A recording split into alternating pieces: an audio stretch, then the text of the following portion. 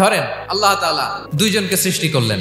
উদাহরণস্বরূপ একজনের নাম আব্দুল্লাহ আর একজনের নাম আব্দুর রহমান। সৃষ্টির পরে আব্দুল্লাহকে বললেন, আব্দুল্লাহ, আমি জানি তুমি পৃথিবীতে 50 বছর হায়াত পাইতা, খুব ভালো কাজ করতে, তুমি দুনিয়াতে অনেক ভালো কাজ করতে, এটা আমি আগেই জানি, আমার অসীম জ্ঞান বলে আমি আগে থেকেই জানি। তো যাও, তোমার এইমাত্র সৃষ্টি করলাম, যাও তুমি জান্নাতে ঢুকে যাও। আর আব্দুর রহমান, তুমি পৃথিবীতে খুব খারাপ কাজ করতে, এটা আমি জানতাম, তুমি সীমালঙ্ঘন করবা, অন্যায় করবা, অপরাধ করবা, তুমি জাহান্নামী হবা, যাও।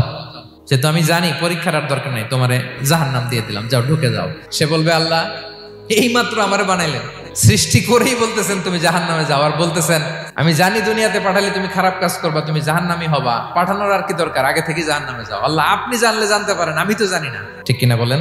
সে বলবে, না আল্লাহ আপনি ভুল বলতেছেন, এই দুনিয়াতে পাঠাইলে আমি খুব ভালো কাজ করতাম, এজন্য আল্লাহ তাআলা পরীক্ষার আয়োজন করেছেন, যাতে করে তুমি জেনে যাও যে পৃথিবীতে তুমি কি করেছো।